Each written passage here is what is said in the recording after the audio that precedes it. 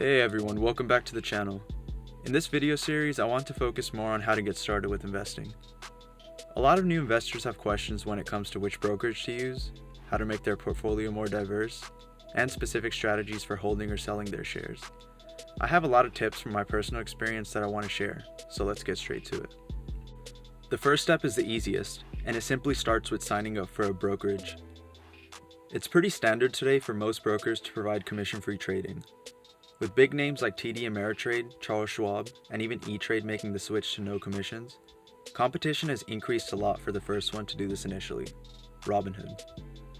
Many years ago, making a single trade used to cost anywhere of a commission around $5 to $7, and this was every time you bought or sold a single stock. But now that free trades are the new norm, stock trading has become much more appealing for college students and younger people in general.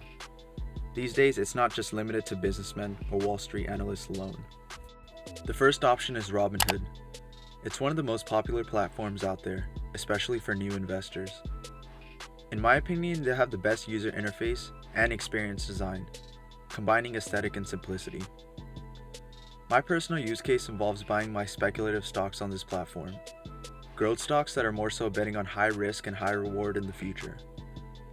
I like to test the market with fractional investing, a recently added feature in which you can purchase a small percentage of a stock. This helps to study the volatility associated with it, meaning how much the stock price can move up or down for days or weeks, depending on how long you want to watch it. It's also really good because if you're not sure whether a stock is bottomed, you're only risking a few dollars to test the price action, rather than buying a whole share itself. It's also just good for buying partial shares, especially for stocks like Amazon or Google, which trade expensively at over $1,000 per share. I also like to use Robinhood for options trading on my phone. It's really easy to use, especially while I'm commuting or just not near my computer. In terms of functionality, Robinhood definitely has its fair share of issues as well. The research offerings can feel limited besides just news articles, and you need to purchase Gold membership to get access to more detailed research reports and tools. There is a stigma that the platform is not geared for professionals, considering the younger user base versus experienced investors in older platforms. Many users have been disappointed with the recent outages that froze the app for hours, and even a whole day during the beginning of this month. Lots of people were frustrated that they couldn't buy or sell their shares, as well as closing out their options contracts.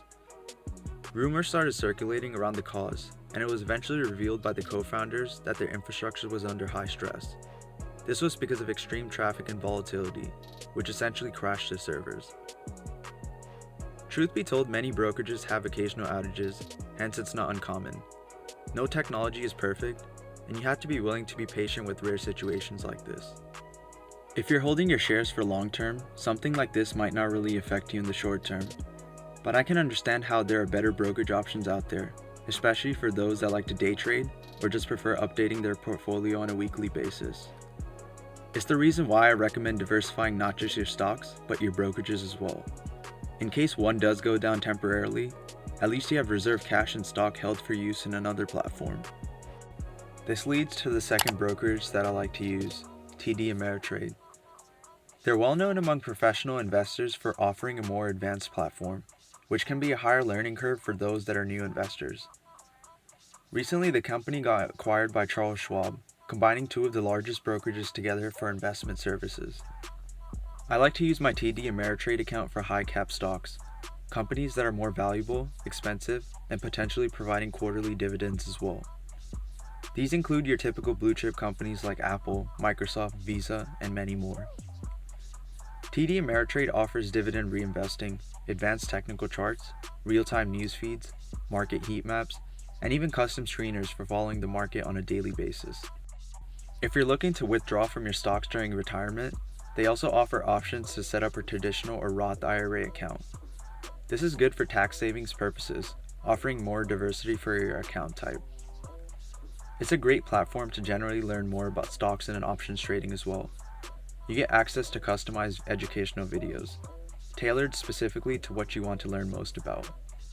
For those that want to practice with virtual money, Thinkorswim is a product that they offer to paper trade and study the markets, without risking your personal cash.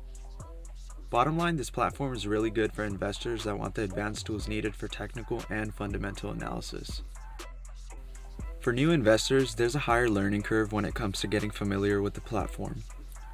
The UI UX is not as modern as apps like Robinhood, and I personally enjoy using the desktop version rather than the app on my phone. Many may feel overwhelmed with the overcrowded dashboard, especially if they don't plan on using the extensive research tools provided. However, it's not impossible to grasp, and I highly recommend it for those that want to take advantage of educational tools and videos available. It's completely free with just signing up, something that you'd have to pay for on other educational sites. The third brokerage I like to use is Sofi Invest.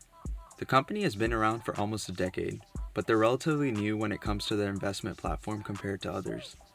I mainly use this account to buy low-cap stocks, which are essentially much cheaper and trading at a discount. They additionally offer fractional investing as well, similar to Robinhood, labeling their offerings as SoFiBits instead. Like I mentioned before, this is a really good feature for testing volatility and seeing percentage changes in a market that moves heavily up and down, especially in a market like today. Additionally, Sofi Invest has one of the best new joiner bonuses, offering $50 in free stock when you first sign up and fund your account with at least $1,000. This is a much higher value than what Robinhood offers, usually a single free share ranging around $5 to $10 on average for most new account holders, and the occasional lucky user getting a high value stock like Apple or Facebook. If you're interested in learning more about these offers, feel free to check out the links that I've tagged in the description below. Sofi Invest is very useful for hybrid investing, being hands-on with certain investments while utilizing their robo-investment feature as well. This is really cool because it allows you to input your risk tolerance, investment goals, and time frame, allowing you to make any adjustments as you need for your platform to invest for you. It offers you anywhere from conservative to aggressive portfolio styles, mixing your investments in between bonds, ETFs, and stocks, depending on what you prefer. Sofi offers all of this without charging a management fee, something that not many other brokerages offer. When it comes to being an established broker, Sofi does have a limited background. This could be a concern for those that are looking to invest with a platform that has a longer track record. However, they are an established company that's been successful over time, known for their educational loan offerings and younger user base. They're taking a new step towards social finance, and like any company starting a new feature, it simply takes time to build a target audience. Sofi is heading in the right direction to provide easy-to-use services for recent graduates and people newly joining the workforce. So there we have it. 3 different kinds of brokerages, each offering unique benefits tailored for different use cases. I hope you found this video helpful and you're able to get ideas for what kind of platform you want to use. Feel free to check out the next part in this playlist, in which I'll be discussing different ways to set up your investing budget.